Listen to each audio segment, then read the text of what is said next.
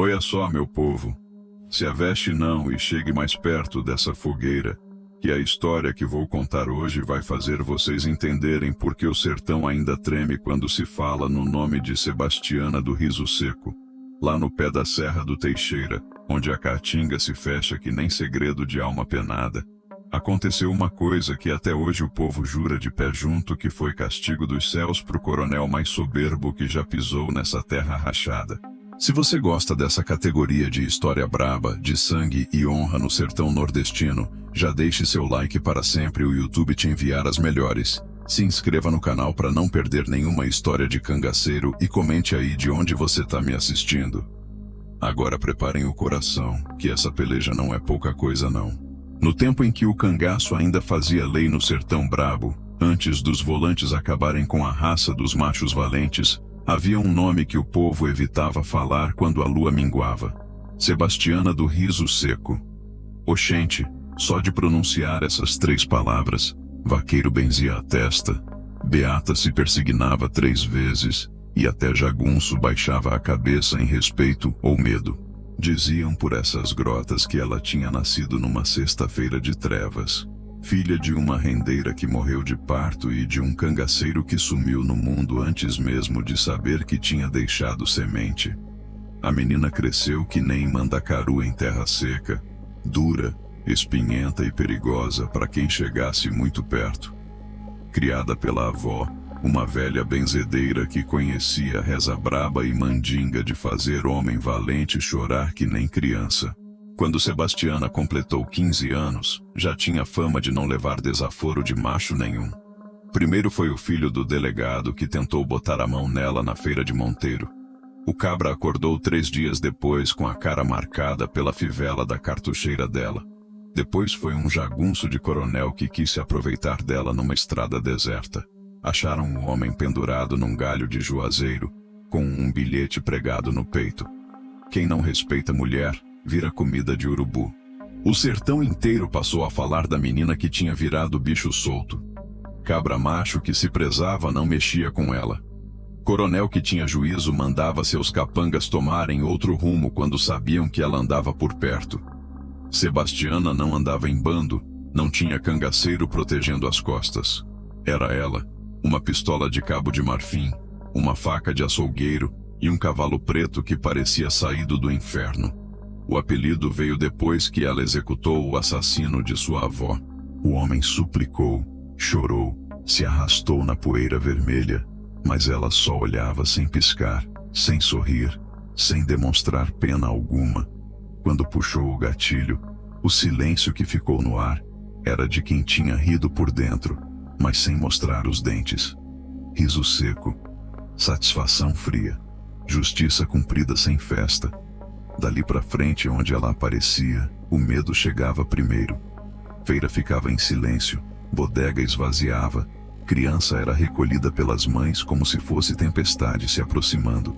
Sebastiana do Riso Seco tinha se tornado a cangaceira mais respeitada e temida de todo o sertão da Paraíba. Nem Lampião, que corria por essas bandas naqueles anos de 1920 e poucos, discordava da fama dela. Era mulher de poucas palavras, mas de muita consequência. Não fazia ameaça à toa, não levantava a voz sem motivo, não puxava ferro sem necessidade.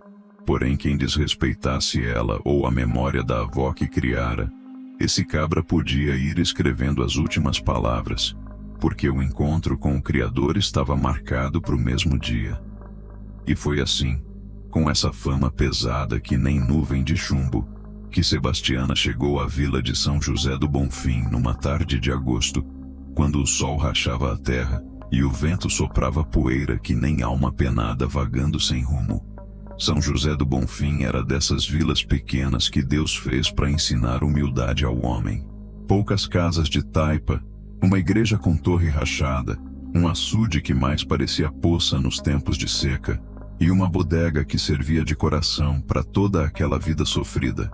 Era lá que se juntavam os machos para beber cachaça, jogar bisca, falar de mulher e discutir os assuntos da vida. A bodega do seu Antônio Cachorro, assim chamado porque era fiel que nem animal de estimação aos poderosos, Ficava bem no centro da vila, de frente para a praça onde ficava o cruzeiro e a casa do coronel.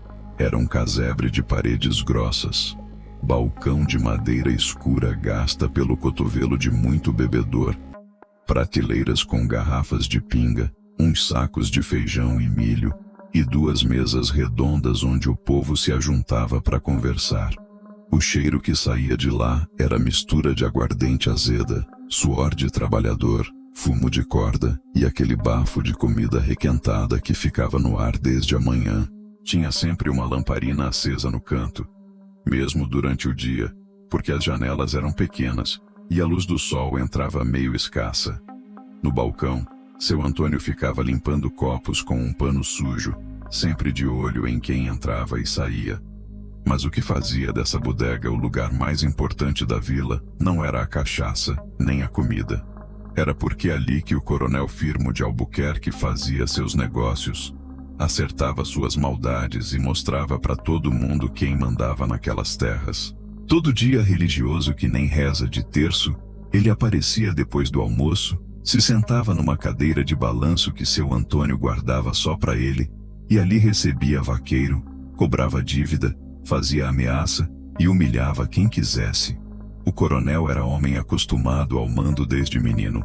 Herdara as terras do pai, que herdara do avô, numa corrente de poder que vinha de longe. Tinha gado espalhado por léguas e léguas, casa grande com alpendre largo, jardim com flores que vinham até de fora, e capangas suficientes para fazer guerra com qualquer cangaceiro que aparecesse por ali. Era homem de anel grosso de ouro no dedo mindinho, relógio de bolso importado, botinas sempre engraxadas e bengala de madeira nobre com cabo de prata. Quando falava, os outros calavam. Quando ria, os outros riam junto, mesmo sem saber do que. Quando ficava bravo, o silêncio caía pesado que nem chumbo derretido. A bodega virava a extensão do poder dele. Ali ele decidia quem plantava o quê, quem podia casar com quem tinha direito à água do açude nos tempos secos. Era como se fosse um rei pequeno num reino de poeira e mandacaru. O povo respeitava mais por medo do que por admiração, mas para ele tanto fazia. Respeito era respeito, fosse vindo do coração ou da lembrança de alguma surra de jagunço. Todo mundo na vila conhecia as histórias dele, como mandara queimar a casa de um retirante que não quis vender o pedaço de terra pelo preço que ele ofereceu, como fizera sumir um vaqueiro que andava cortejando uma moça que ele queria para si, como ria quando via família de pobre passando fome na época da seca, oferecendo trabalho que era quase escravidão em troca de um prato de comida. Seu Antônio Cachorro servia o coronel que nem servo serve senhor. Sempre tinha a mesa limpa, a cadeira preparada, o copo cheio da melhor cachaça. Ficava em volta dele, concordando com tudo, rindo de todas as piadas, apoiando todas as crueldades. Era essa parceria que fazia da bodega o lugar onde o poder se mostrava sem vergonha, onde a maldade se sentia em casa. E foi nesse ambiente, nessa bodega que cheirava a poder podre e crueldade barata, que o destino marcou o encontro entre a soberba do coronel e a justiça de Sebastiana do Riso Seco. Coronel Firmo de Albuquerque era homem que media o próprio valor pelo tamanho do medo que espalhava. Desde garoto que aprendera que poder não se divide, respeito não se pede, e humilhar os pequenos era direito de quem nasceu grande. Filho único de uma família que acumulara terras e gado durante gerações, cresceu ouvindo que o sertão pertencia aos fortes e que compaixão era coisa de fraco. Tinha 40 e poucos anos bem vividos, barba sempre aparada, cabelo lambido com brilhantina importada, e um jeito de andar que parecia marcar o chão como se estivesse tomando posse de tudo por onde passava. Era homem alto, de ombros largos, mas a barriga já começava a denunciar os anos de fartura enquanto o povo ao redor passava necessidade. Usava paletó mesmo no calor do sertão, como se o suor fosse coisa de gente inferior. O que mais caracterizava o coronel, porém, era o riso, um riso alto, debochado, que saía da garganta como se fosse dono da alegria alheia. Ele ria da desgraça dos outros, ria da própria crueldade, ria quando via alguém se humilhando para conseguir alguma coisa dele. Era um riso que gelava o sangue de quem ouvia, porque vinha carregado de maldade pura. Na bodega do seu Antônio Cachorro, o coronel se sentia ainda mais poderoso.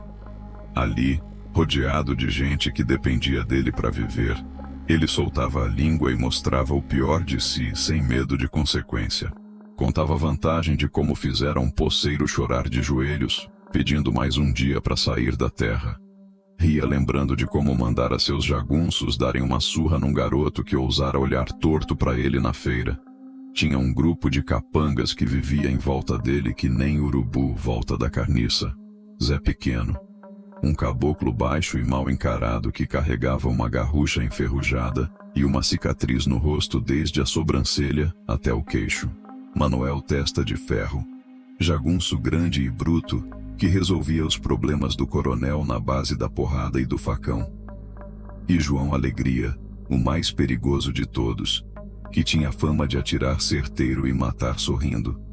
Juntos, eles formavam uma quadrilha de maldade que mantinha a vila inteira debaixo do controle do coronel.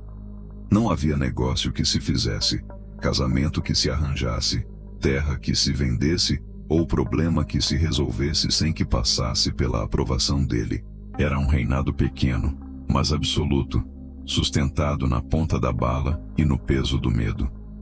O coronel gostava especialmente de humilhar quem tinha algum tipo de fama ou respeito.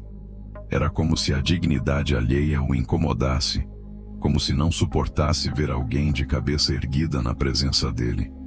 Já tinha feito o professor se ajoelhar pedindo desculpa por ensinar as crianças a ler. Já obrigaram um vaqueiro famoso pela coragem a lamber suas botas depois de uma discussão.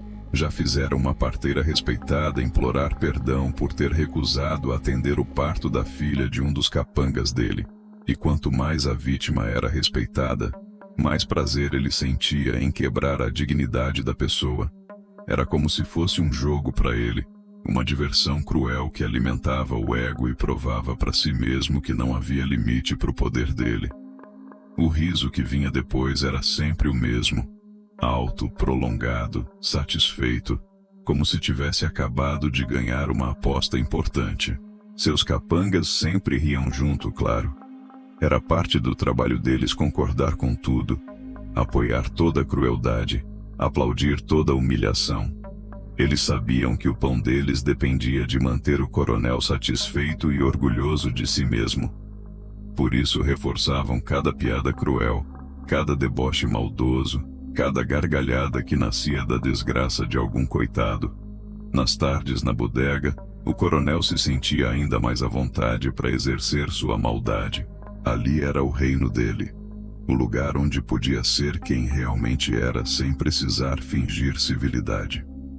Com um copo de cachaça na mão, os capangas por perto e uma plateia de gente amedrontada, ele se transformava num pequeno tirano que se divertia com o sofrimento alheio. Era homem que nunca tinha perdido uma gargalhada sequer. Sempre conseguia rir por último. Sempre conseguia humilhar quem ousasse se opor a ele. Até aquela tarde de agosto de 1925, quando o destino resolveu ensinar para ele que no sertão brabo, meu povo, sempre existe alguém que não ri das piadas dos outros. Era uma tarde de agosto quando o calor fazia a terra rachar que nem boca seca de retirante. O sol batia no lombo da serra com força de martelo em bigorna, e até os urubus voavam mais baixo, procurando sombra nas copas dos mandacaros. Na vila de São José do Bonfim, o povo se recolhia nas casas esperando a noite chegar para poder respirar sem queimar os peitos. Na bodega do seu Antônio Cachorro, o movimento era o de sempre. Coronel Firmo na sua cadeira de balanço, os capangas em volta que nem cachorro esperando o osso, e uns poucos corajosos bebendo pinga e fingindo que não ouviam as conversas do grupo. O ar estava pesado, carregado daquele cheiro de suor, cachaça e maldade que sempre rondava quando o coronel se sentia à vontade. Foi nesse momento que ela apareceu. Primeiro foi o barulho das patas do cavalo na terra batida da rua principal. Um som diferente e pausado, como se o animal soubesse que carregava gente importante. Depois veio o silêncio que se espalhou que nem peste. Criança parou de brincar, mulher se escondeu atrás das janelas, homem baixou a cabeça e fez que nem não viu nada. Sebastiana do riso seco desceu do cavalo preto com a calma de quem tem todo o tempo do mundo. Não havia pressa nela, não havia desespero, não havia medo. Era como se tivesse sido convidada para chegar ali naquela hora exata, naquele lugar exato, para cumprir algum destino que só ela conhecia. Seus passos na entrada da bodega ecoaram que nem tiro de espingarda no silêncio da tarde. Ela não bateu na porta, não pediu licença, não olhou para lado nenhum. Simplesmente empurrou a porta de madeira velha e entrou, trazendo consigo uma mudança no ar que todo mundo sentiu na pele. Sebastiana era mulher de presença pesada. Não muito alta, não muito baixa, mas com um jeito de ocupar o espaço que fazia parecer que ela era dona de onde pisava. Usava calça de couro curtido, camisa branca com mangas arregaçadas, colete de cabocla bordado com fio dourado e um chapéu de aba larga que sombreava o rosto sem esconder o olhar afiado. Na cintura, a pistola de cabo de marfim que todo mundo conhecia pela fama. Na bota, a faca de açougueiro que já tinha provado ser afiada na carne de muito cabra atrevido. No peito, um medalhão de Nossa Senhora Aparecida que tilintava baixinho quando ela se movia, como se fosse uma oração em movimento. O rosto dela contava história sem precisar de palavra. Pele marcada pelo sol do sertão, olhos que pareciam ter visto todas as maldades do mundo, cicatriz pequena na testa que vinha de uma briga da infância. Era mulher bonita, mas de uma beleza perigosa, dessas que atrai e assusta ao mesmo tempo. Quando ela entrou na bodega, o silêncio ficou ainda mais pesado. Seu Antônio cachorro parou de limpar o copo que estava na mão. Os poucos bebedores se encolheram nas cadeiras que nem tatu se escondendo na toca. Até os capangas do coronel sentiram um arrepio na espinha, como se uma nuvem fria tivesse passado por cima do sol. Sebastiana caminhou até o balcão com passos firmes, sem olhar para ninguém em particular, mas vendo tudo o que precisava ver.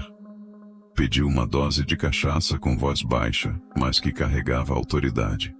Seu Antônio serviu tremendo, derramando mais no balcão do que no copo, os dedos bambos de nervoso. O coronel Firmo, que até então conversava alto com seus homens sobre uma terra que queria tomar de um poceiro, foi diminuindo a voz até ficar quase sussurrando. Não que tivesse medo, oxente não. Era só que a presença dela mudava o ambiente.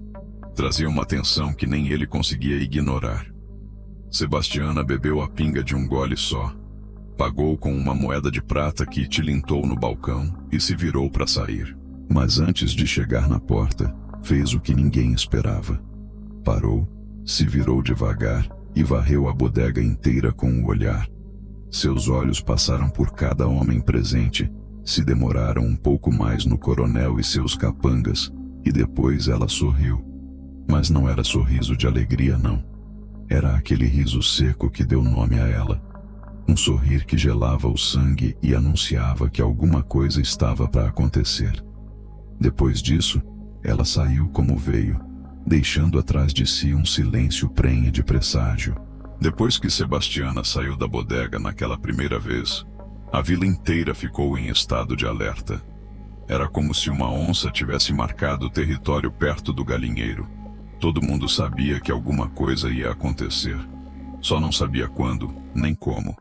O povo passava sussurrando nas esquinas, perguntando uns para os outros se sabiam por que ela tinha vindo parar ali. Sebastiana se instalou numa pensãozinha na saída da vila, dessas de quarto pequeno, cama dura e dono calado que não faz pergunta. Pagou uma semana adiantado com moedas de prata que brilhavam na mão calejada do velho que tomava conta do lugar. Disse que estava só de passagem, mas não explicou para onde ia nem de onde vinha. Durante os 3 dias seguintes, ela apareceu na bodega sempre no mesmo horário, sempre com a mesma calma. Pedia a mesma cachaça, pagava com a mesma moeda de prata, bebia do mesmo jeito, um gole só, seco, sem fazer careta. E sempre saía do mesmo modo, com aquele olhar que varria todo mundo e aquele sorrir gelado que deixava o ar mais pesado. O que impressionava em Sebastiana não era só a fama que carregava, era o jeito dela existir no mundo. Ela se movia como se cada gesto fosse pensado, cada olhar fosse medido, cada palavra fosse pesada na balança antes de sair da boca. Não havia pressa nela, mas também não havia hesitação. Era mulher que sabia exatamente o que queria e como conseguir. Os olhos dela eram o que mais chamava a atenção. Olhos escuros, profundos, que pareciam enxergar através das pessoas. Quando ela olhava para alguém, a pessoa sentia como se todos os segredos estivessem sendo lidos, todas as mentiras descobertas, todas as fraquezas expostas. Era um olhar que não piscava na hora errada, que não desviava quando deveria intimidar. As mãos contavam outra parte da história. Mãos que conheciam trabalho duro, dedos calejados pelo cabo da faca e pelo couro da rédea, mas eram mãos que também sabiam ser delicadas quando necessário. Para fazer curativo, para fazer carinho numa criança, para fechar os olhos de algum morto que merecia respeito. O corpo todo dela era marcado pela vida do sertão. Tinha uma cicatriz no braço direito, lembrança de uma briga de faca quando era mais nova. Outra marca no pescoço, presente de um garrote que quase a enforcou numa emboscada que não deu certo pro lado dos inimigos. Cada marca era uma lição aprendida. Cada cicatriz uma prova de que ela sabia sobreviver. Na cintura, além da pistola de cabo de marfim, ela carregava um punhal pequeno, desses de lâmina fina e cabo de madeira lisa. Na bota direita, escondida mas não secreta, a faca de açougueiro que era sua marca registrada. No pescoço, o medalhão de Nossa Senhora que herdara da avó, único objeto de valor sentimental que possuía. A roupa dela também contava história. O colete bordado era trabalho da avó, feito com fio de ouro verdadeiro que ela mesma tinha afiado de moedas derretidas. A calça de couro era curtida com técnica que só os índios conheciam, resistente a espinho, bala perdida e lâmina de faca. O chapéu era a herança de um cangaceiro famoso que ela matara em duelo e depois enterrara com as próprias mãos, por respeito à valentia do homem. O cavalo preto que ela montava era animal de raça, criado na Caatinga, mas treinado para a guerra. Respondia aos comandos dela como se entendesse cada pensamento. Parava onde ela queria parar, corria quando ela precisava correr. Ficava quieto quando a situação exigia silêncio. Era parceria que vinha de anos juntos, correndo perigo, dividindo vitórias e derrotas. Mas o que mais impressionava em Sebastiana era a calma dela. Mesmo sabendo que estava numa vila controlada por um coronel cruel, rodeada de jagunços perigosos, ela se comportava como se estivesse na casa da comadre tomando café. Não olhava por cima do ombro, não verificava as costas, não mostrava pressa de sair. Era como se ela soubesse algo que os outros não sabiam. Como se tivesse certeza de que, acontecesse o que acontecesse, ela estava preparada para enfrentar. Era a confiança que vinha de dentro, construída por anos enfrentando situações onde hesitar significava morrer. Na bodega, quando ela entrava, até o relógio na parede parecia bater mais devagar. O ar ficava mais denso, as conversas morriam, até o zunido das moscas diminuía. Era como se a presença dela mudasse as leis da física do lugar, criando uma zona onde o tempo e o espaço se comportavam de forma diferente. E todo dia, quando ela saía, sempre deixava para trás a mesma sensação de que alguma coisa estava sendo preparada, de que uma conta estava sendo calculada, de que uma justiça estava sendo medida com cuidado antes de ser aplicada. No quarto dia da presença de Sebastiana na vila, o coronel Firmo já estava incomodado com a situação. Não que ele tivesse medo da cangaceira, oxente não. Era questão de território, de autoridade.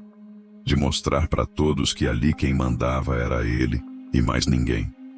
A presença dela na bodega estava mexendo com a ordem das coisas, e isso ele não podia permitir. Naquela tarde, o coronel chegou na bodega mais cedo que de costume, acompanhado de todos os seus capangas. Zé Pequeno, Manuel Testa de Ferro e João Alegria se espalharam pelo ambiente como se estivessem marcando território. Seu Antônio Cachorro, percebendo a tensão no ar, começou a limpar os copos com mais força do que necessário. Quando Sebastiana entrou, como fazia todo dia no mesmo horário, encontrou a bodega num silêncio diferente. Não era o silêncio de respeito dos outros dias. Era o silêncio de quem estava esperando alguma coisa acontecer. Ela percebeu a mudança no ar, mas não demonstrou. Caminhou até o balcão com a mesma calma de sempre. O coronel Firmo esperou ela pedir a cachaça, esperou seu Antônio servir tremendo, esperou ela levar o copo à boca. Foi então que ele decidiu quebrar o silêncio com aquela voz grossa que estava acostumado a usar para intimidar. "Olha só, pessoal", disse o coronel, se levantando da cadeira de balanço e batendo a bengala no chão. "Temos uma visita ilustre na nossa bodega. A famosa Sebastiana do Riso Seco." O nome dela ecoou pelo ambiente como se fosse uma provocação. Os capangas riram baixinho, mas era riso forçado, de quem ria porque era pago para isso. Sebastiana não se virou, continuou bebendo a pinga como se não tivesse ouvido nada. "Dizem por aí", continuou o coronel, andando em direção ao balcão, "que essa mulher é a cangaceira mais temida do sertão, que mata homem que nem quem mata galinha, que só de falar o nome dela, cabra valente se borra todo." Agora o riso dos capangas ficou mais alto, mais confiante. Eles sabiam que quando o coronel começava a provocar alguém, a brincadeira só terminava com humilhação. Sebastiana terminou de beber a cachaça, colocou o copo no balcão e se virou lentamente para encarar o coronel. Mas olhando assim de perto, disse Firmo, parando a 2 passos dela: "Não vejo nada demais. Vejo uma mulher comum, meio acabada pelo sol, meio velha demais para andar brincando de cangaceiro." A risada dele ecoou pela bodega que nem grito de porco sendo degolado. Era riso alto, prolongado, cheio de maldade e desprezo. Os capangas acompanharam, claro, e até seu Antônio Cachorro esboçou um sorriso nervoso. Sebastiana não respondeu. Apenas olhou para ele com aqueles olhos que não piscavam, aquela calma que gelava o sangue. Mas o coronel interpretou o silêncio como medo, como prova de que ela não tinha coragem de enfrentar um homem de verdade. "E essa fama toda?", continuou ele, cada vez mais empolgado com a própria piada. "Deve ser mentira de caboclo bêbado. Porque se fosse verdade, se ela fosse mesmo perigosa, não estaria aqui tomando pinga num lugar onde eu mando. Estaria correndo feito rato quando vê gato." O riso ficou ainda mais alto. Agora até alguns bebedores que estavam nas mesas começaram a rir também, mais por nervoso do que por diversão. Era como se todo mundo tivesse perdido o juízo ao mesmo tempo, como se tivessem esquecido quem era a mulher que estava ali parada, calada, mas certamente não com medo. "Aposto que essa pistola bonitinha aí na cintura", disse o coronel, apontando com a bengala, "nem deve estar carregada. Deve ser só enfeite para impressionar bobo, porque mulher de verdade não precisa andar armada que nem homem." Foi então que aconteceu uma coisa que ninguém esperava. Sebastiana sorriu. Não era o riso seco de sempre, não. Era um sorriso pequeno, quase imperceptível, mas que trazia algo diferente. Era como se ela tivesse acabado de receber uma informação muito importante, como se o coronel tivesse acabado de contar para ela exatamente o que ela precisava saber. "E sabe de uma coisa?", continuou Firmo, completamente alheio ao perigo que se aproximava. "Acho que vou dar uma lição nessa cangaceira de mentira. Vou mostrar para todo mundo que mulher que se mete a valente precisa aprender qual é o lugar dela." O riso dele dessa vez durou mais tempo, ecoou mais longe, fez mais barulho. Era o riso de quem tinha certeza de que estava ganhando, de quem acreditava que tinha acabado de humilhar a pessoa mais temida do sertão. Era o riso de homem que nunca tinha perdido uma gargalhada.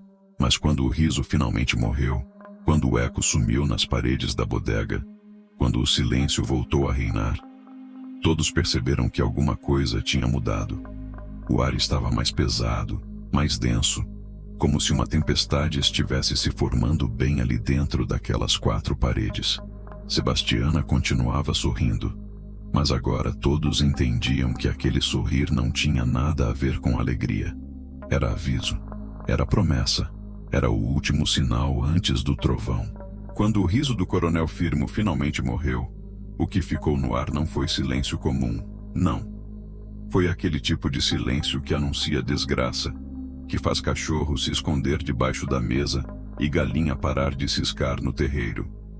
Era silêncio pesado que nem chumbo derretido, carregado de presságio que até criança de peito conseguia sentir. Sebastiana continuava de pé no mesmo lugar, com aquele sorriso pequeno nos lábios que não tinha nada de alegria. Era sorrir de quem tinha acabado de tomar uma decisão importante, de quem tinha medido o tamanho da ofensa e calculado o preço que seria cobrado. O olhar dela varreu a bodega inteira, passou por cada homem presente, se demorou nos capangas e voltou para o coronel. Seu Antônio Cachorro foi o primeiro a perceber que alguma coisa tinha mudado. As mãos dele tremiam tanto que o copo que estava limpando escorregou e se espatifou no chão, fazendo um barulho que ecoou que nem tiro na madrugada. O homem se abaixou para pegar os cacos, mas estava tão nervoso que cortou o dedo e começou a pingar sangue no chão batido. Os bebedores que estavam nas mesas levantaram devagar, sem fazer barulho, e foram se esgueirando para a porta como quem não quer nada com a vida. Era instinto de sobrevivência, aquela sabedoria antiga do sertanejo que ensina quando é hora de sair de perto do perigo. Em poucos minutos, a bodega ficou só com Sebastiana, o coronel, os 3 capangas e seu Antônio se escondendo atrás do balcão. O Coronel Firmo, que até então se sentia dono da situação, começou a perceber que alguma coisa não estava certa. O riso tinha morrido na garganta dele. E agora ele olhava para Sebastiana tentando entender por que ela não tinha reagido como as outras pessoas que ele costumava humilhar. Por que não tinha baixado a cabeça, não tinha pedido desculpa, não tinha saído correndo com o rabo entre as pernas. Zé Pequeno, Manuel Testa de Ferro e João Alegria também sentiram a mudança no ar. A mão de cada um deles foi se aproximando da arma, mas sem pressa exagerada, ainda confiando no poder do patrão. Eles já tinham passado por situações parecidas antes. Sempre que o coronel resolvia humilhar alguém importante, sempre aparecia algum parente ou amigo querendo vingar a honra. Mas sempre terminava do mesmo jeito, com o desafiante morto ou corrido da vila. Sebastiana tirou o chapéu devagar e colocou em cima do balcão, liberando os cabelos pretos que caíam pelos ombros que nem cascata escura. Era gesto simples, mas que carregava significado. No sertão, quando o cangaceiro tira o chapéu antes de uma briga, é sinal de que a coisa vai ser séria, de que não vai ter conversa nem negociação. Depois foi a vez do colete bordado. Ela desabotoou um por um dos botões dourados, dobrou a peça com cuidado e colocou ao lado do chapéu. Ficou só de camisa branca, que realçava a pele morena marcada pelo sol e pelas batalhas. As cicatrizes no braço ficaram mais visíveis, contando em silêncio a história de uma vida dedicada ao perigo. O silêncio estava tão denso que dava para ouvir a respiração pesada de cada homem presente. Dava para escutar o coração do coronel batendo mais rápido, o suor pingando da testa de seu Antônio, o rangido da madeira velha da bodega se ajustando ao peso da tensão.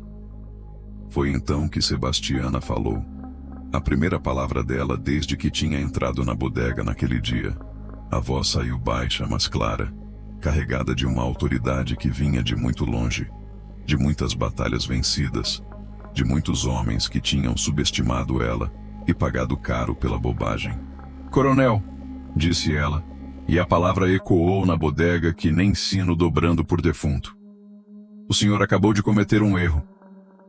A voz dela não tinha raiva, não tinha ódio, não tinha pressa. Era como se ela estivesse explicando alguma coisa óbvia para uma criança, como se estivesse ensinando uma lição que deveria ter sido aprendida muito tempo atrás. Era frieza que gelava mais que qualquer grito de ameaça.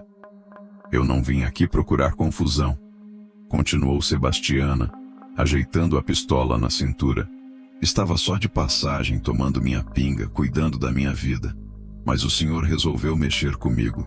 Resolveu zombar de mim na frente de todo mundo.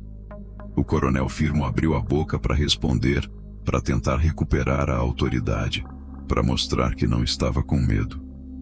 Mas as palavras não saíram. Pela primeira vez na vida, ele se viu diante de alguém que não se intimidava com o poder dele, que não se curvava diante da força dele. No sertão, coronel, disse Sebastiana, dando um passo na direção dele. Desrespeito se paga com sangue.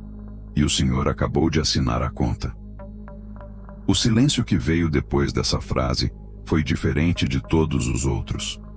Era silêncio de cemitério, de lugar onde os mortos esperam a hora de ser enterrados. Era silêncio que anunciava que a conversa tinha acabado e que agora só restava a linguagem mais antiga do sertão, a linguagem do ferro e do fogo. Sebastiana sorriu mais uma vez. Mas agora era o riso seco que deu nome a ela. Era riso sem alegria, sem diversão, sem piedade. Era riso de quem tinha decidido que chegara a hora de ensinar uma lição que jamais seria esquecida. Para entender por que Sebastiana não perdoava desrespeito, preciso contar para vocês o que aconteceu com ela quando era ainda menina, lá nos tempos em que a inocência dela morreu queimada no sol da injustiça. Era a época de seca braba, dessas que rachavam a terra até o osso e faziam Mandacaru chorar lágrima de pedra. Sebastiana tinha 15 anos e ainda atendia pelo nome de batismo, Maria Sebastiana da Conceição. Vivia com a avó Quitéria numa casinha de taipa na periferia de Monteiro, sobrevivendo da renda que a velha fazia e das ervas que colhia na caatinga para fazer remédio e benzição. Era vida dura, mas honesta, marcada pela fé em Deus e pelo respeito aos outros. A avó Quitéria era mulher de fama na região, benzedeira respeitada, parteira conhecida, rezadeira que curava quebranto e espinhela caída. Tinha as mãos abençoadas e o coração generoso. Nunca cobrava de quem não tinha, sempre dividia o pouco que possuía. Era dessas pessoas que Deus coloca no mundo para mostrar que ainda existe bondade na terra. Naquele tempo, quem mandava em Monteiro era o coronel Teodorico das Neves, homem cruel que fazia o que queria com quem quisesse, dono de léguas de terra, gado sem conta e jagunços que obedeciam qualquer ordem sem fazer pergunta. Era conhecido por não ter piedade de pobre, por cobrar dívida com sangue, e por usar o poder para satisfazer qualquer capricho que passasse pela cabeça. O problema começou quando a filha única do coronel, uma moça chamada Cleonice, começou a definhar sem motivo aparente. Médico de fora não descobria o que ela tinha. Remédio caro não fazia efeito. Reza de padre não adiantava. A menina ia morrendo devagar, perdendo peso, perdendo cor, perdendo a vontade de viver. Foi quando alguém falou pro coronel sobre Dona Quitéria, sobre as curas milagrosas que ela fazia, sobre o dom que Deus tinha dado a ela para sarar os males do corpo e da alma. O homem, desesperado para salvar a filha, mandou buscar a benzedeira, mesmo desconfiando de feitiçaria de cabocla. Dona Quitéria foi à casa grande levando Sebastiana, que naquele tempo ainda era sua ajudante nas benzições. A velha examinou a moça, fez suas orações, preparou seus chás e declarou que, em uma semana, a menina estaria curada. E foi exatamente o que aconteceu. Cleonice recuperou a cor, ganhou peso, voltou a sorrir. O coronel Teodorico ficou tão agradecido que prometeu pagar qualquer coisa que a benzedeira pedisse. Mas Dona Quitéria, sendo mulher de fé, Disse que não queria pagamento em dinheiro. Pediu só que ele construísse uma capelinha no povoado. Um lugar onde o povo pudesse se reunir para rezar e pedir proteção nos tempos difíceis. O coronel aceitou, mas depois que a filha ficou completamente curada, mudou de ideia. Achou que tinha sido fraqueza dele aceitar o pedido de uma cabocla velha. Sentiu que tinha perdido autoridade, que o povo podia pensar que ele estava ficando mole. Então resolveu não cumprir a promessa e ainda inventar uma desculpa para humilhar a benzedeira. Espalhou a mentira de que Dona Quitéria era bruxa, que tinha feito pacto com o demônio, que a cura da filha dele tinha sido obra de feitiçaria. Convenceu o padre da igreja a pregar contra ela, mandou os jagunços espalharem histórias maldosas, fez com que o povo que antes respeitava a velha começasse a ter medo dela. A coisa ficou pior quando Cleonice morreu alguns meses depois, não por causa da doença antiga, mas de febre amarela que pegou de viajante que passou pela vila. O coronel, louco de dor e querendo culpar alguém, espalhou que a morte da filha tinha sido vingança da bruxa, castigo por ele não ter pagado o combinado. A perseguição começou no dia seguinte. Jagunços cercaram a casa de Dona Quitéria de madrugada, quebraram tudo que estava dentro, jogaram as ervas no fogo, destruíram a imagem de Nossa Senhora que a velha herdara da mãe. Sebastiana viu tudo, escondida atrás do terreiro, viu os homens baterem na avó, ouviu ela suplicar por misericórdia. O pior veio quando o coronel chegou pessoalmente para dar o golpe final. Acusou Dona Quitéria publicamente de bruxaria, mandou amarrar ela no tronco da praça e disse que ia deixar ela ali até que confessasse o pacto com o demônio. A velha, mesmo quebrada de pancada, mesmo humilhada diante de todo mundo, se recusou a mentir sobre si mesma. Sebastiana viu a avó morrer de sede e vergonha no tronco da praça, enquanto o povo que antes vinha pedir bênção passava de cabeça baixa, fingindo que não estava vendo nada. Viu o coronel rir da agonia da velha, zombar da fé dela, debochar da dignidade que ela tentava manter mesmo na hora da morte. Foi nesse dia que Maria Sebastiana da Conceição morreu e nasceu Sebastiana do Riso Seco. Foi nesse dia que ela jurou para si mesma que nunca mais deixaria ninguém humilhar ela ou quem ela amasse. Foi nesse dia que ela aprendeu que no mundo existem pessoas que só entendem a linguagem da força. A memória da avó morrendo por causa da soberba e da crueldade de um homem poderoso nunca saiu da cabeça dela. Por isso, quando o coronel Firmo zombou dela na bodega, Sebastiana não viu só um homem debochando. Viu o mesmo tipo de maldade que matou Dona Quitéria, a mesma soberba que considera pobre como gente de segunda categoria. E dessa vez, ela tinha poder para fazer alguma coisa a respeito. O coronel Firmo de Albuquerque cometeu o mesmo erro que muitos homens poderosos cometem. Acreditou que o poder dele era eterno, que o medo que espalhava era suficiente para proteger ele de qualquer consequência.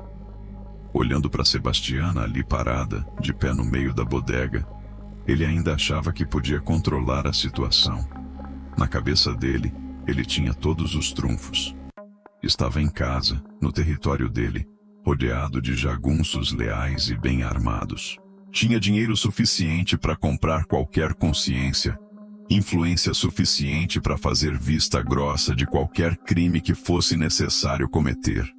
Na vila inteira não havia uma alma que ousasse levantar a voz contra ele.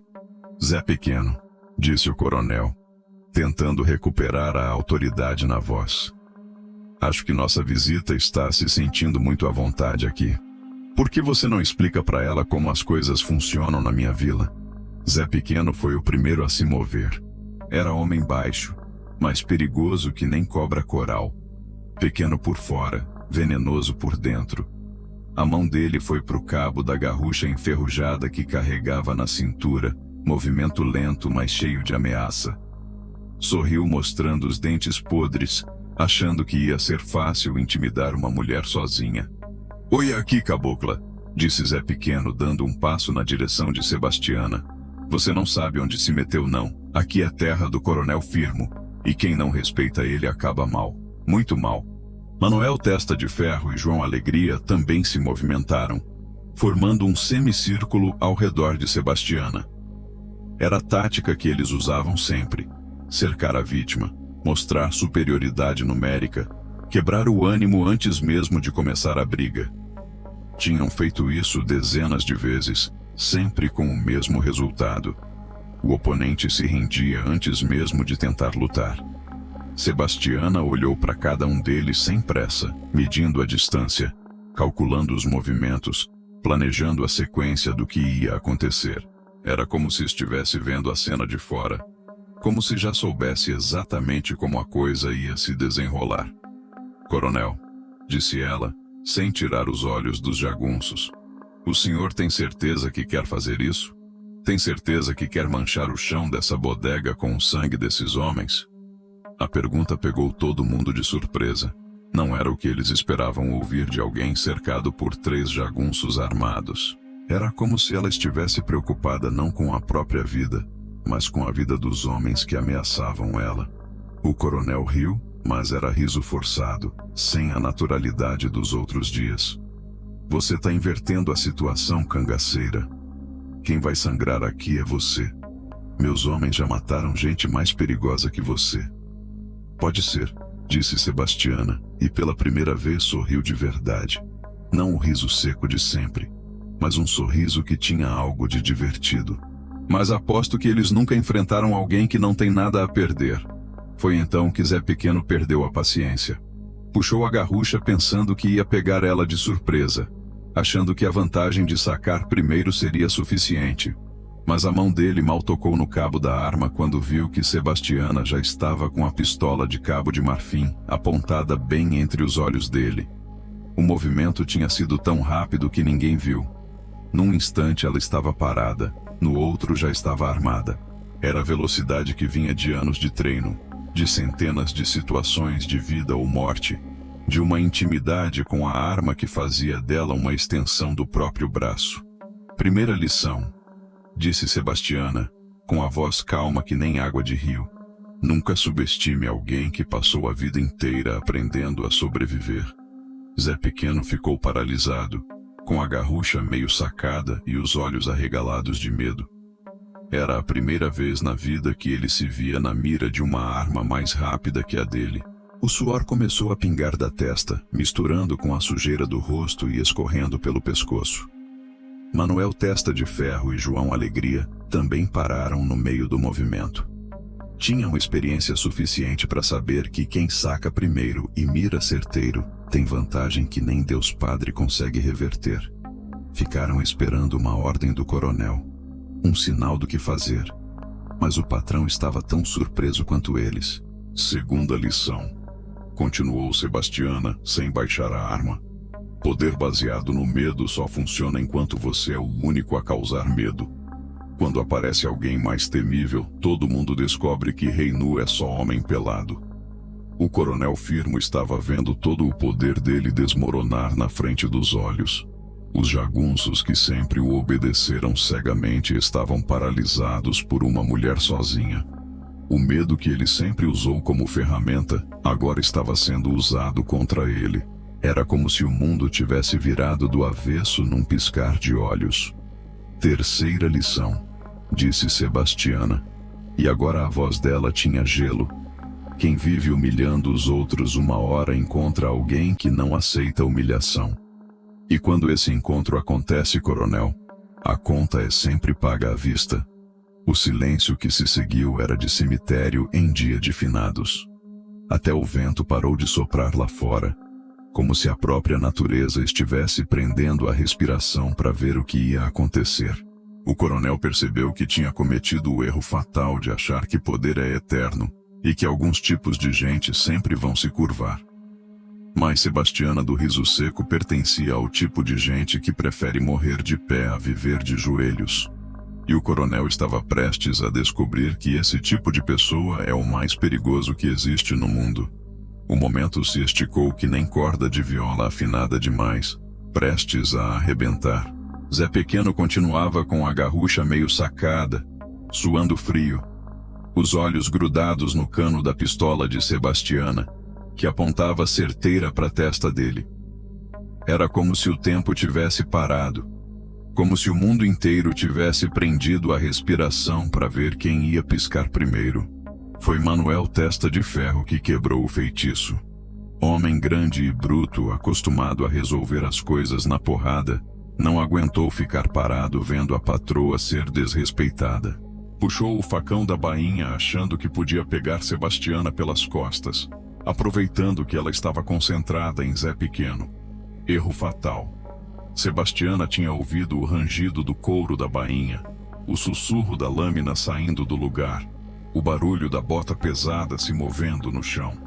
Era a mulher que tinha aprendido a usar todos os sentidos para sobreviver, que sabia identificar perigo mesmo de olhos fechados. Sem tirar a mira de Zé Pequeno, ela girou o corpo numa dança mortal e puxou o gatilho. O estouro da pistola ecoou na bodega que nem trovão rachando o céu. A bala pegou Manuel bem no peito, mandando ele para trás como se tivesse levado coice de mula braba. O facão voou da mão dele, riscou o ar e foi se cravar na parede de madeira, vibrando que nem cobra picada. Manuel Testa de Ferro ainda tentou dar mais 2 passos, as mãos grandes apertando o buraco no peito de onde jorrava sangue escuro. Olhou para a própria mão suja de vermelho, depois para Sebastiana, depois para o coronel, como se não conseguisse entender como tinha chegado àquele ponto.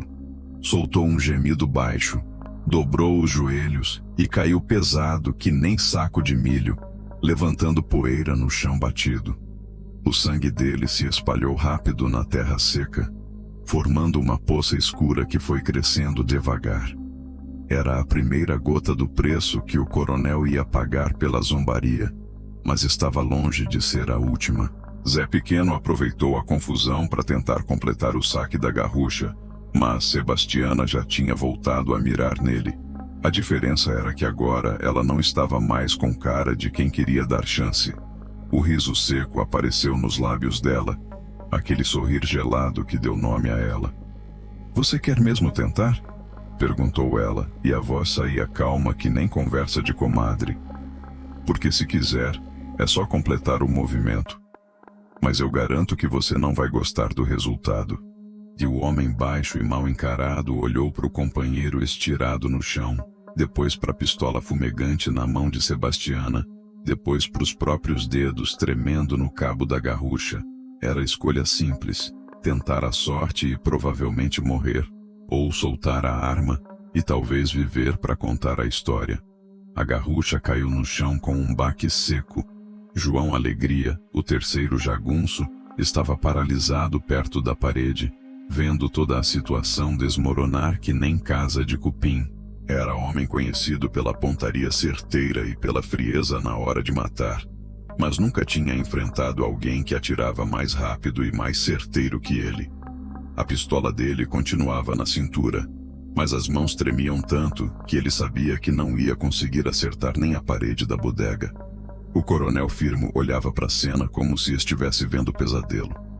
Manuel Testa de Ferro, o homem que ele achava indestrutível, estava morto no chão da bodega. Zé Pequeno, que sempre resolvera qualquer problema para ele, estava desarmado e tremendo que nem vara verde. João Alegria, sua última esperança, parecia ter virado estátua de sal. "Agora", disse Sebastiana, virando a pistola na direção do coronel, "chegou a sua vez de escolher. Vai pedir desculpa pela zombaria ou vai tentar sustentar a valentia?" A voz dela não tinha pressa, não tinha raiva. Era como se estivesse oferecendo 2 opções numa feira: feijão ou milho, cachaça ou café. Mas o coronel sabia que só uma das escolhas dava direito a continuar respirando. Seu Antônio Cachorro, que continuava escondido atrás do balcão, fez o sinal da cruz 3 vezes e começou a rezar o terço baixinho. Conhecia Sebastiana da fama, mas nunca tinha visto ela em ação. Agora entendia por que o nome dela calava a Caatinga inteira. O cheiro de pólvora queimada misturou com o cheiro de sangue e medo. Era perfume que Sebastiana conhecia bem, que trazia memórias de outras batalhas, outras vinditas, outras contas cobradas no fio da navalha. Mas dessa vez era especial, porque dessa vez ela estava vingando não só a si mesma, mas a memória da avó que morrera humilhada por homem parecido com aquele. O coronel Firmo olhou para os próprios homens derrotados, para a mulher que tinha tomado conta da sua bodega, para o sangue que manchava o chão que sempre foi território dele. Pela primeira vez na vida, percebeu que o poder tem limites e que alguns tipos de conta só se pagam com sangue. A primeira gota tinha caído. As outras viriam em seguida. O coronel Firmo tentou recuperar a autoridade que escorria dele que nem água de açude furado. Endireitou o corpo, segurou a bengala com mais força e tentou colocar na voz o mesmo tom de mando que sempre funcionara antes. Mas as palavras que saíram soaram trêmulas, sem a firmeza de quem está acostumado a ser obedecido. Você cometeu um erro, cangaceira, disse ele, mas a voz falhou no meio da frase. Matou um homem meu na minha vila, na minha bodega. Isso não vai ficar assim. Sebastiana riu, e dessa vez foi o riso seco que deu nome a ela. Era som que gelava o sangue, que fazia lembrar vento assombrando casa abandonada. Coronel, o único erro aqui foi o senhor achar que podia me humilhar e sair ileso. João Alegria, vendo que a situação estava perdida, resolveu tentar uma última cartada. Era homem orgulhoso demais para se render sem lutar, valente demais para morrer de joelhos. Num movimento rápido, puxou a pistola da cintura e tentou mirar em Sebastiana. Mas ela já esperava isso. Tinha visto o músculo do pescoço dele se contrair, percebido a mudança na respiração, notado o jeito como os olhos dele mediram a distância. Era a leitura que vinha de anos enfrentando homens desesperados. Conhecimento que se aprende quando hesitar significa morrer. O segundo tiro ecoou na bodega antes mesmo de João Alegria completar o movimento. A bala de Sebastiana pegou ele no ombro direito, estilhaçando o osso e mandando a pistola dele voar longe. O homem gritou de dor, girou feito peão e foi parar de bruços no chão, se contorcendo e gemendo. Esse tiro foi de aviso, disse Sebastiana, recarregando a pistola com movimentos automáticos. O próximo vai ser para valer. Zé Pequeno, vendo os dois companheiros no chão, decidiu que já tinha visto sangue suficiente por um dia. Levantou as mãos trêmulas e começou a recuar em direção à porta, pisando devagar para não fazer barulho que pudesse irritar ainda mais a cangaceira. Com licença, dona Sebastiana, disse ele, a voz saindo fina que nem pio de pintinho. Eu não tenho nada contra a senhora, não. Estava só cumprindo ordem do patrão. Pare aí, ordenou Sebastiana, e o homem ficou grudado no chão como se tivesse pisado numa pegageira.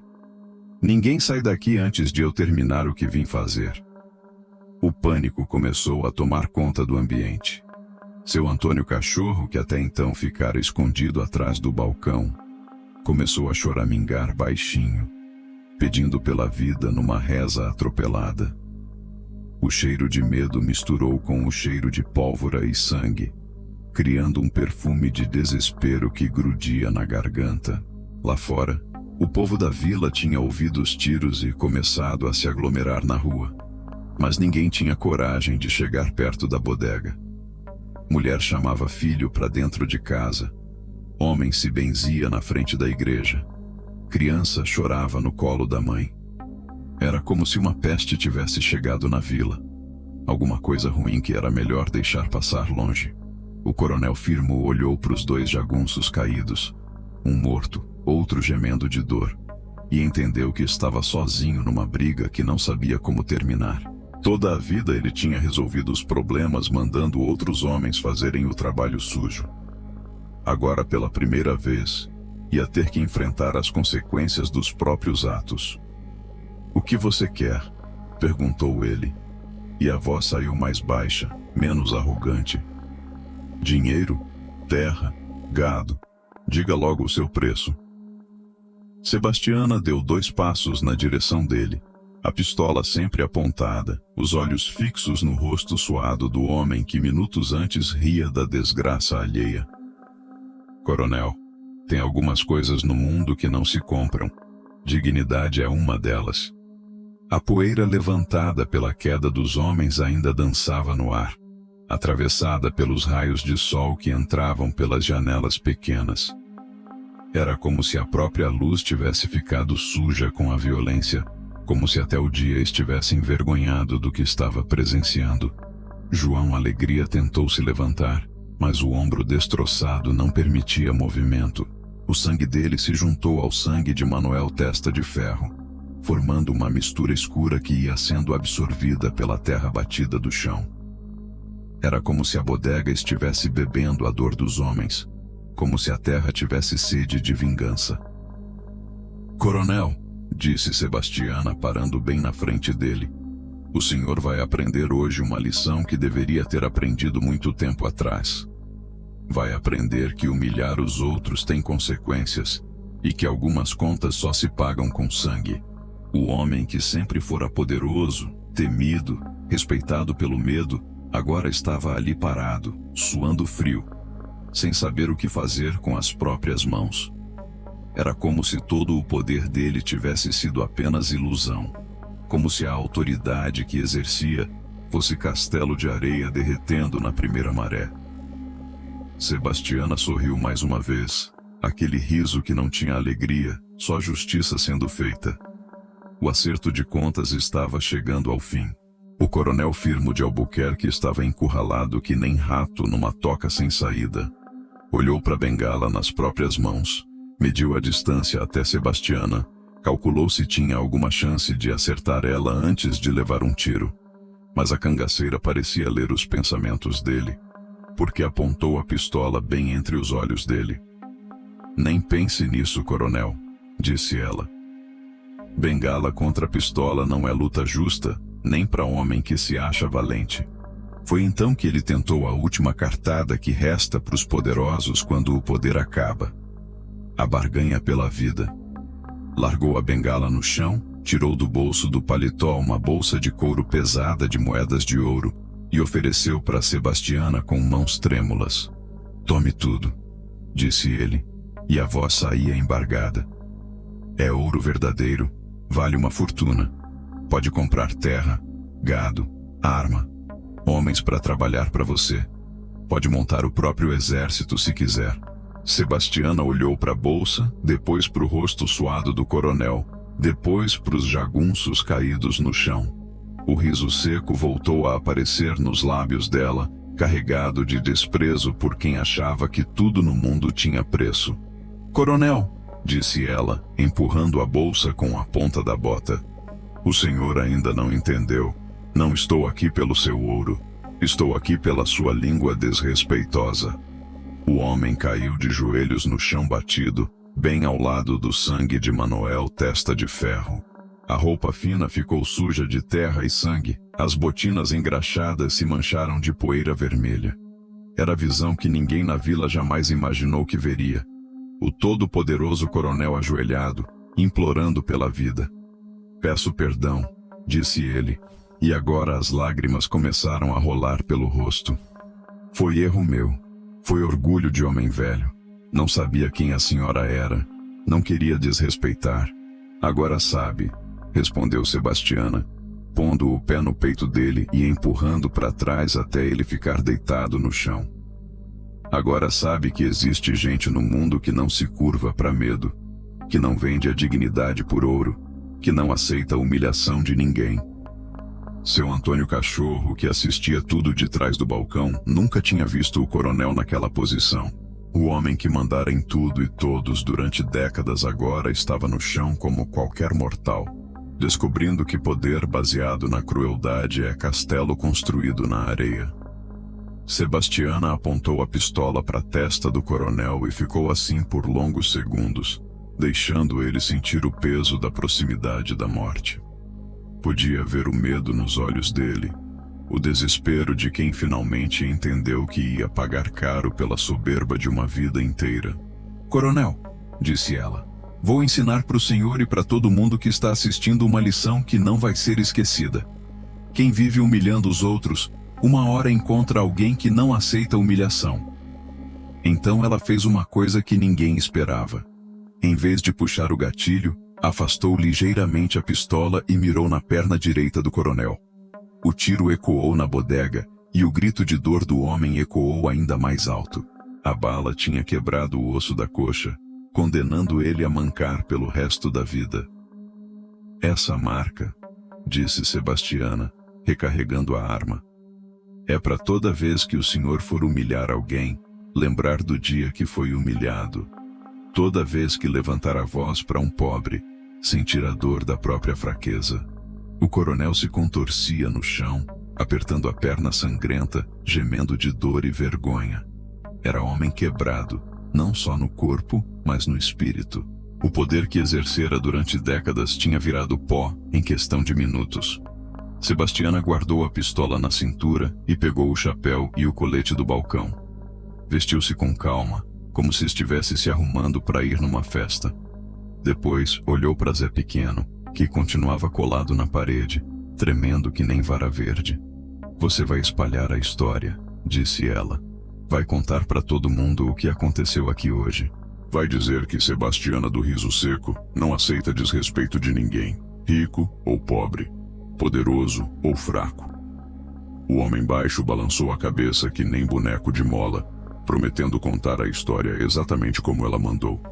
Sabia que tinha escapado da morte por pouco e que era melhor obedecer do que arriscar a sorte. Antes de sair, Sebastiana olhou uma última vez para o coronel caído, para os jagunços derrotados, para o sangue que manchava o chão da bodega. Era justiça sendo feita, conta sendo paga, dignidade sendo recuperada. Coronel, disse ela, já na porta, da próxima vez que for zombar de alguém, lembre-se, no sertão, quem não respeita acaba sendo respeitado à força. E saiu como tinha chegado, deixando para trás um silêncio pesado e uma lição que jamais seria esquecida por quem estivesse vivo para lembrar. Depois que Sebastiana saiu da bodega, o silêncio que ficou não era silêncio comum, não. Era aquele tipo de silêncio que fica depois do trovão, pesado de consequências e prenhe de mudanças que ninguém ainda consegue calcular. O cheiro de pólvora queimada misturado com sangue, e medo grudava nas paredes da bodega que nem reza mal rezada. O coronel Firmo continuava estirado no chão, gemendo baixinho, apertando a perna furada que sangrava sem parar. A dor era tanta que ele mal conseguia pensar direito, mas quando a mente clareava um pouco, vinha a consciência do que tinha acontecido. Ele, o homem mais poderoso da vila, tinha sido humilhado por uma mulher na frente de todo mundo. Manuel Testa de Ferro já estava frio, os olhos vidrados olhando para o teto de palha da bodega. O sangue dele tinha parado de correr, deixando uma poça escura que as moscas já começavam a visitar. Era fim melancólico para homem que vivera pela violência e morrera por ela. João Alegria ainda resmungava de dor, tentando estancar o sangramento do ombro destroçado com a própria camisa. Sabia que nunca mais ia conseguir atirar com a mesma precisão, que a carreira de pistoleiro tinha acabado ali mesmo, naquele chão sujo de uma bodega perdida no sertão. Zé Pequeno foi o primeiro a se mexer. Ainda trêmulo, saiu do canto da parede onde tinha se grudado e foi até o coronel. Olhou para o patrão caído, para o sangue, para a confusão toda, e entendeu que uma era tinha acabado e outra estava começando. O reinado do medo tinha chegado ao fim. Coronel, disse ele, a voz ainda fina de nervoso, precisa levar o senhor para o médico. Esse sangramento não para. Firmo olhou para ele com olhos embaçados de dor e vergonha. Zé, conseguiu dizer entre os dentes cerrados. Como foi que uma mulher sozinha acabou com tudo que construí na vida? Era a pergunta que não tinha resposta fácil. Zé Pequeno tinha visto muita briga, muito tiroteio, muito homem valente, mas nunca tinha presenciado nada parecido com o que Sebastiana fizera. Era como se ela tivesse vindo de outro mundo, onde as leis eram diferentes e o poder se media por outras escalas. Seu Antônio Cachorro finalmente saiu de trás do balcão, tremendo que nem folha de mandacaru no vento. Olhou para a destruição da bodega dele, Sangue no chão, buraco de bala na parede, móveis revirados, e entendeu que nunca mais as coisas iam ser como antes. Seu Antônio, disse Zé Pequeno, ajuda aqui a carregar o coronel. Tem que levar ele para casa antes que ele sangre até morrer. Os dois homens ergueram firmo com dificuldade. O coronel gemia a cada movimento, a perna ferida pendendo inútil, o rosto branco de perda de sangue. Era a visão que contrastava brutal com a imagem de poder que ele projetara durante décadas. Quando saíram da bodega carregando o coronel, encontraram metade da vila juntada na rua. Homem, mulher, criança, todo mundo queria ver com os próprios olhos o resultado do confronto. O murmúrio que se espalhou pela multidão era mistura de espanto, medo e, alguns admitiam baixinho, satisfação. Era a primeira vez que muita gente via o coronel em posição de fraqueza. O homem que mandara em tudo e todos por tanto tempo agora estava sendo carregado que nem saco de batata, dependendo da ajuda dos outros para não morrer. Era lição de humildade que chegava tarde demais, mas chegava. Dona Chiquinha, uma velha benzedeira que morava perto da igreja, fez o sinal da cruz e murmurou uma reza quando viu o coronel passar. Deus perdoe, disse ela, mas justiça divina não falha nunca. Demora, mas não falha. As palavras dela ecoaram na mente de muita gente que assistia. Quantos tinham sido humilhados pelo coronel? Quantos tinham perdido terra, gado, dignidade por causa da soberba dele? Quantas lágrimas tinham sido derramadas por causa da crueldade daquele homem? Agora ele estava ali, quebrado, sangrando, dependendo da bondade dos mesmos que sempre desprezara. Era a reviravolta que só o sertão sabe fazer, onde justiça chega montada no lombo da vingança e cobrança é feita na ponta da pistola. João Alegria foi carregado por dois vaqueiros até a casa da parteira, que fez o que pôde para salvar o braço dele. Manuel Testa de Ferro ficou na bodega até o padre chegar para dar a extrema unção e organizar o enterro. Era fim triste para homem que vivera pela violência. Enquanto isso, lá fora da vila, Sebastiana montava no cavalo preto e olhava uma última vez para o lugar onde tinha feito justiça. Não havia satisfação cruel nela. Não havia alegria perversa. Era apenas a calma de quem tinha cumprido uma obrigação, de quem tinha cobrado uma conta que precisava ser paga.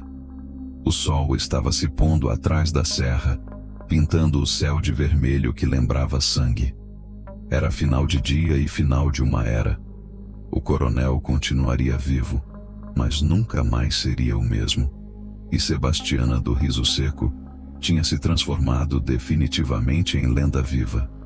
A partir daquele dia, o mito estava completo. E mito no sertão dura mais que a vida de qualquer homem.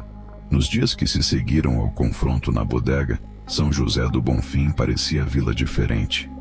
Era como se o ar tivesse mudado de cheiro, como se até o vento soprasse de outro jeito. O povo andava nas ruas com postura diferente, não mais curvado pelo medo, não mais pisando em ovos para não despertar a ira do coronel. Firmo de Albuquerque sobreviveu ao ferimento, mas nunca mais foi o mesmo homem. A perna ficou aleijada, obrigando ele a usar bengala para sempre. Bengala que agora não era símbolo de autoridade, mas de fraqueza. Cada passo que dava doía, cada pisada lembrava ele do dia em que foi humilhado por uma mulher.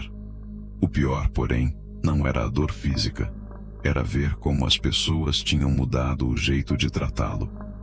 Antes, quando ele aparecia na rua, todo mundo baixava a cabeça, tirava o chapéu, falava, "Bom dia, coronel", com voz respeitosa.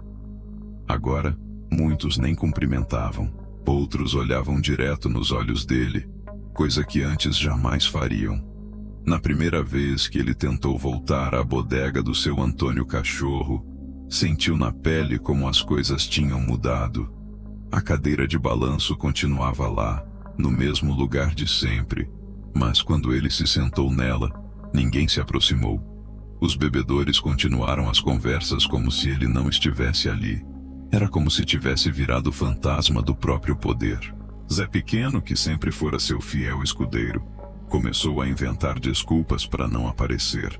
Dizia que estava doente, que tinha que cuidar da roça, que a mulher precisava de ajuda em casa. Era mentira que todo mundo sabia, mas ninguém comentava. O homem tinha perdido a coragem junto com o patrão. João Alegria conseguiu salvar o braço, mas ficou com movimentos limitados. Nunca mais conseguiu atirar com a mesma precisão. Acabou virando vaqueiro comum, tocando gado para o mesmo homem que antes desprezava. Era queda dura para quem se achava pistoleiro temido. Mas a mudança mais significativa na vila não era nos homens derrotados. Era no povo comum, na gente simples que sempre vivera debaixo da bota do coronel. Dona Maria da Venda, que antes nem ousava cobrar as contas em atraso do coronel, agora mandava recado cobrando o que ele devia. Seu João Carpinteiro, que sempre abaixava a cabeça quando via o homem na rua, agora olhava de frente e respondia os cumprimentos com voz firme. O episódio tinha libertado alguma coisa no peito do povo. Era como se todos tivessem descoberto que não precisavam viver de joelhos. Que respeito verdadeiro não vem do medo, vem do merecimento. Sebastiana tinha mostrado que até o mais poderoso pode ser quebrado quando encontra alguém que não se deixa intimidar. A história do confronto se espalhou pelas vilas vizinhas que nem fogo em palheiro seco. Cada vez que alguém contava, acrescentava um detalhe novo, uma cor mais viva, um tom mais dramático. Em poucas semanas, todo o sertão da Paraíba sabia que Sebastiana do Riso Seco tinha humilhado o coronel Firmo na própria bodega dele. Outros coronéis da região começaram a repensar os métodos. Se um homem com o poder de Firmo tinha sido derrotado por uma cangaceira sozinha, que garantia tinham eles de que não iam enfrentar o mesmo destino? O medo que antes espalhavam agora se voltava contra eles próprios. Dona Quitéria, a velha parteira que atendia os partos da região, contou que começou a nascer mais menina com o nome Sebastiana. Era como se as mães quisessem que as filhas crescessem com a coragem da cangaceira, com a capacidade de não se deixar humilhar por ninguém. O padre da igreja, que sempre rezara missas pedindo proteção contra os cangaceiros, começou a incluir nas orações um pedido diferente: que Deus desse coragem aos oprimidos para enfrentar os opressores. Era mudança sutil, mas que revelava como até a fé tinha sido tocada pelo exemplo de Sebastiana. Seu Antônio Cachorro reformou a bodega, mas deixou as marcas de bala na parede. Dizia que era para ninguém esquecer do que tinha acontecido ali, para lembrar que justiça pode chegar de qualquer jeito e a qualquer hora. Virou ponto de peregrinação. Gente de longe vinha só para ver onde a cangaceira mais temida do sertão tinha dado a lição no coronel mais soberbo. A mancha de sangue no chão nunca saiu completamente. Por mais que esfregassem, sempre ficava uma marca escura na terra batida. O povo dizia que era sinal que a terra tinha bebido o sangue da injustiça e agora guardava para sempre a memória daquele dia. As crianças da vila criaram uma brincadeira nova. Fingiam que uma era Sebastiana e outra era o coronel, e encenavam o confronto na bodega. Sempre terminava com a menina que fazia o papel da cangaceira vencendo, ensinando desde cedo que coragem pode vencer poder. São José do Bonfim tinha aprendido uma lição que jamais esqueceria. Respeito verdadeiro não se impõe pela força, se conquista pela dignidade. E quando alguém mexe com quem não deve mexer, o sertão sempre cobra o preço. A vila nunca mais foi a mesma. E isso, todos concordavam, tinha sido mudança para melhor. Sebastiana do Riso Seco nunca mais voltou a São José do Bonfim, mas a presença dela continuou pairando sobre a vila que nem sombra de Mandacaru no meio-dia. O nome dela tinha virado lenda viva. História que se contava em volta das fogueiras. Aviso que se dava para os filhos quando cresciam achando que poder é eterno. Nas feiras das vilas vizinhas, Quando algum coronel começava a levantar a voz demais, sempre aparecia alguém para lembrar. Cuidado, chefe, que por aí anda Sebastiana do Riso Seco, e ela não gosta de gente soberba. Era como se o nome dela tivesse virado remédio contra a prepotência, benzimento contra a crueldade dos poderosos. Os cantadores de viola começaram a incluir a história dela nos seus improvisos. Cordel novo aparecia toda semana contando algum episódio da vida da cangaceira, sempre terminando com a mesma moral: quem planta humilhação, colhe vingança na ponta da pistola. Era sabedoria popular se espalhando pelo sertão inteiro. Firmo de Albuquerque viveu ainda muitos anos depois do confronto, mas nunca conseguiu recuperar o poder de antes. A perna aleijada era lembrete constante da derrota, e a cada dia que passava, mais gente perdia o medo dele. Morreu velho e amargo, rodeado de indiferença em vez do respeito que sempre exigiu. João Alegria virou vaqueiro comum e descobriu que a vida era melhor quando não se sustentava na violência. Aprendeu a gostar do trabalho honesto, do suor que vem do labor, e não da maldade.